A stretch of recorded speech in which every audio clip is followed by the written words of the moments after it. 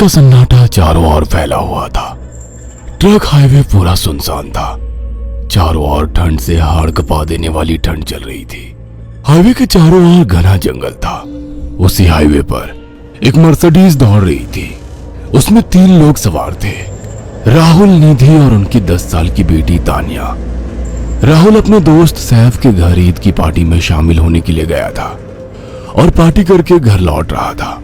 निधि ने मुस्कुराकर ड्राइव करते हुए राहुल से कहा, कुछ भी कहो राहुल, आज तो ईद की पार्टी में मजा आ गया। हाँ, मेरा दोस्त बहुत ही बिंदास और हंसी मजाक करने वाला व्यक्ति है। मैंने देखा उसके घर पर शहर की एक से एक बड़ी हस्ती थी, मगर फिर भी वो उन सबको इग्नोर करके हमें इम्पोर्टेंस दे रहा था। हाँ, देगा क्यों नहीं, आखिर मेरा दोस्त जो है। सच में राहुल, अमेरिका से इंडिया लौटकर बहुत अच्छा फील हो रहा है। वैसे तुम्हारा दोस्त सचिन अभी तक नहीं आया अमेरिका से? निधि की बात सुनकर राहुल चौंक कर बोला, ओह शिट यार, उसका फोन आया था कि वो इंडिया आ रहा है। उसने बोला था कि मुझे एयरपोर्ट पर पिक कर ले। निधि बहुत नाराज होगा वो। कोई बात नहीं, उससे बोल देना कि तुम्हें बिल्कुल याद नहीं रहा। और फिर तुम्हें सैफ की इनवाइट की हुई ईद पार्टी में भी तो शामिल होना था। निधि ने इतना बोला ही था कि उसकी बेटी तानिया ने अपनी माँ की ओर देखकर कहा, मुझे भूख लगी है माँ, और प्यास भी। तानिया की बात पर निधि ने बुरा सा मुंह बनाकर उसकी ओर देखकर कहा, पार्टी में तो इतना खाया था तुमने, फिर भी भूख लगी है। निधि की बात पर तानिया ने मासूम सा चेहरा बनाकर कहा, कोई बात नहीं मम्मी, मुझे पानी ही पिला दीजिए। कितनी बार बोला है मुझे मम्मी मत बोला करो। पानी अभी नहीं है, आगे जाकर कोई शॉप पड़ेगी तो बोतल खरीद के दे दूंगी। निधि की बात पर राहुल ने मुस्कुराकर कहा, छोटी बच्ची है निधि, इतना नाराज होना सही नहीं है। राहुल ने इतना कहा ही था कि अचानक एक काली परछाई राहुल की कार के सामने आकर खड़ी हो गई। राहुल के पैर अचानक ब्रेक पर पड़ गए। गाड़ी तेज रफ्तार में थी। ब्रेक अचानक लगने से पलटते पलटते बाल बाल बची थी। राहुल के चेहरे पर भयानक ठंडी में भी पसीने की बूंद टपकने लगी। वो दोनों कार से बाहर निकल आए। निधि ने डरते हुए कहा, आखिर कौन था ये? हाँ, ऐसा लगा जैसे कि कोई भयानक काली परछाई मेरे कार के सामने आकर खड़ी हो गई हो। वह दोनों काली रात के सन्नाटे में इधर उधर देखने लगे। तभी निधि को एक घने पेड़ के पास तो चमकीली हुई आंखें दिखाई दी। उसकी आंखें बिल्कुल भेड़ियों की तरह लग रही थी। निधि ने चीखते हुए राहुल से कहा, राहुल देखो कौन है वो, जल्दी से गाड़ी में बैठो, मुझे बहुत डर लग रहा है। राहुल ने उस तरफ देखा तो उसके रोंगटे खड़े हो गए। वो दोनों गाड़ी के अंदर बैठने ही वाले थे कि अचानक एक अजीब सा चेहरा वाला भयानक सा आदमी बिजली की रफ्तार से उनके सामने आकर खड़ा हो गया। राहुल ने देखा कि उसका चेहरा बिल्कुल सड़ा हुआ था और उसकी आंखें भेड़िए की तरह चमक रही थी।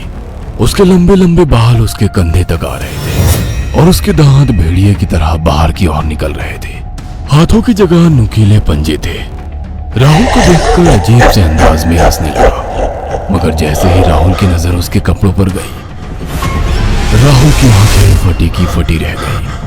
वो हकलाते हुए बोला, भाईजान, भाईजान, मुझे माफ कर दो, मुझे छोड़ दो। राहुल ने इतना कहा ही था कि अचानक उस अजीब से दिखने वाले भयानक आदमी ने अपने पंजों से राहुल की गर्दन कसकर पकड़ ली और एक ही सेकंड में उखाड़कर जमीन पर फेंक दी। राहुल के धड़ से लाल रंग का खून का फुहारा फूट पड़ा।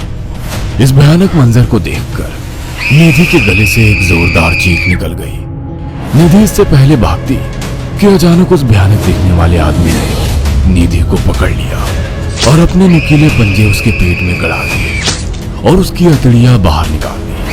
निधि की एक दिल दहला देने वाली चीख सन्नाटे को चीर गई।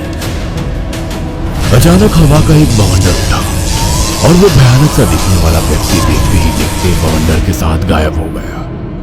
तानिया ने डरते डरते निधि के मोबाइल से पुलिस और सैफ को बुला लिया और कुछ ही देर में वहां चारों ओर पुलिस की गाड़ियां थी।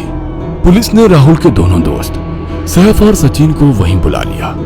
इंस्पेक्टर अर्जुन ने दोनों से कहा, मैंने ऐसी हत्याएं अपने करियर में कभी पहले नहीं देखी। ये काम तो ना किसी जानवर का लगता है, ना ही किसी इंसान का। सचिन कपकपाती हुई आवाज में बोला, आप कहना क्या चाहते हैं? कुछ कह नहीं सकता। जिस किसी ने भी इन दोनों को मारा है उससे एक बात तो साबित होती है कि वो इन दोनों से हद से ज्यादा नफरत करता था। अब सारी सच्चाई तो ये बच्ची ही बता सकती है। इतना बोलकर इंस्पेक्टर अर्जुन तानिया के पास चला गया, जो बेहद डरी हुई थी। तानिया ने आंखों देखी सारी घटना इंस्पेक्टर अर्जुन को बता दी। तानिया की बात सुनकर इंस्पेक्टर अर्जुन कंफ्यूज चेहरा लेकर मोबाइल पर किसी से बात करने लगे। सचिन इंस्पेक्टर के पास आ गया और सैफ भी डरता हुआ इंस्पेक्टर अर्जुन के पास आकर बोला, क्या हुआ इंस्पेक्टर? तानिया ने क्या बताया? उसने जो बताया वो काबिले यकीन नहीं है। उसकी बात पर किसी भी तरह से यकीन नहीं किया जा सकता। फिर भी कुछ तो बताया इंस्पेक्टर। हाँ, उस बच्चे के मुताबिक एक भूत ने निधि और राहुल को बड़ी बेदर्दी से मारा है। इंस्पेक्टर की बात सुनकर दोनों पूरी तरह से चौंक गए। क्या मतलब है इस बात का? बच्ची बेहद डरी हुई है। हम आगे की तफ्तीश जारी रखेंगे। निधि और राहुल तो चले गए, अब तानिया को मैं रख लूंगा। नहीं, राहुल मेरा अच्छा दोस्त था। तानिया अब मेरे साथ रहेगी। देखिए, बच्ची के माँ बाप अब इस दुनिया में नहीं है और आप दोनों भी शादीशुदा है। मुझे नहीं लगता कि आप दोनों बच्ची की सही से देखभाल कर सकते हैं। मेरी कोई औलाद नहीं है। मैंने अपनी पत्नी को फोन कर दिया है, वो भी आईपीएस ऑफिसर है। ये बच्ची आज से मेरे साथ रहेगी। उसका मासूम चेहरा मेरे दिल में उतर गया है। अब तुम दोनों जा सकते हो। पूछताछ के लिए मैं जब भी तुम्हें बुलाऊं तुम दोनों आ जाना। इंस्पेक्टर ने यह बात बोली ही थी कि अचानक वहां पर मौसम बदल गया। चारों ओर काली घटाएं छा गई और एक भयानक बवंडर उठा और देखते ही देखते सब पुलिस वालों के सामने वो भयानक चेहरे वाला आकार सबके सामने खड़ा हो गया। उसको देखकर सबके रोंगटे खड़े हो गए। देखते ही देखते उसने अपने भयानक पंजे सैफ की आंखों में डालकर उसकी आंखें निकाल ली। सैफ ने चीखते हुए वहीं दम तोड़ दिया। उस भयानक आदमी को देखकर सचिन उसके पैरों पर गिर गया। तुम तो भाईजान से कपड़े पहने हो। मैं समझ गया, तुम भाईजान हो। मुझे माफ कर दो भाईजान, मुझे यहाँ से जाने दो। मैंने कुछ नहीं किया था। वो भयानक चेहरे वाला गुर्राते हुए बोला, बता इन सबको कि ये सब इतनी भयानक मौत क्यों मरे। सचिन दौड़ता हुआ इंस्पेक्टर अर्जुन के पास गया और बोला, मैं जानता हूँ इसने इन तीनों को क्यों मारा। इसका नाम भाईजान था। जब ये जिंदा था ये किसी का भाई किसी की जान था। बहुत साल पहले ये हम सबका बहुत अच्छा गहरा दोस्त और बिजनेस पार्टनर था। ये सबकी बहुत मदद किया करता था। इसकी प्यारी सी बेटी थी तानिया, जो इस वक्त कार के अंदर बैठी हुई है। ये इसी की बेटी है। भाईजान अपने सारे पैसों से एक बहुत बड़ा हॉस्पिटल खोलना चाहता था, जिससे गरीबों का मुफ्त इलाज किया जा सके, मगर हम तीनों इसके लिए तैयार नहीं थे। हमारी नीयत उसकी दौलत पर खराब थी और एक दिन हम सब धोखे से ईद के दिन भाईजान को यहाँ ले आए और इसे मारकर फेंक दिया। तो फिर तुम सबने इसकी बेटी को क्यों जिंदा छोड़ दिया? हमें बाद में पता लगा कि भाईजान ने सारी जायदाद अपनी बेटी के नाम कर दी है, इसीलिए हमने भाईजान की पत्नी को भी मार दिया।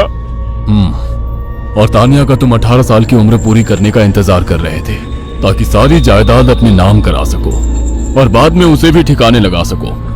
इसी के लिए तुम दोनों इस मासूम बच्ची को अपने साथ रखने की जिद कर रहे थे। जी, आपने बिल्कुल सही कहा। हम तानिया को भी इसी जगह लाकर मार देते। सचिन की बात सुनकर इंस्पेक्टर अर्जुन की आंखों में खून उतर आया। इंस्पेक्टर अर्जुन के कुछ कहने से पहले ही भाईजान बिजली की रफ्तार से इंस्पेक्टर अर्जुन की आंखों के सामने से सचिन को पकड़कर ले गया और उसके शरीर के टुकड़े टुकड़े कर दिए और हवा में उठे एक तेज बवंडर के साथ गायब हो गया। सारी घटना इंस्पेक्टर अर्जुन की आंखों के सामने हुई थी। तानिया को इंस्पेक्टर अर्जुन और उसकी पत्नी ने अपनी बेटी की तरह पाला। अगर आपको हमारी ये कहानी पसंद आई हो तो इसे लाइक और शेयर करना ना भूलें।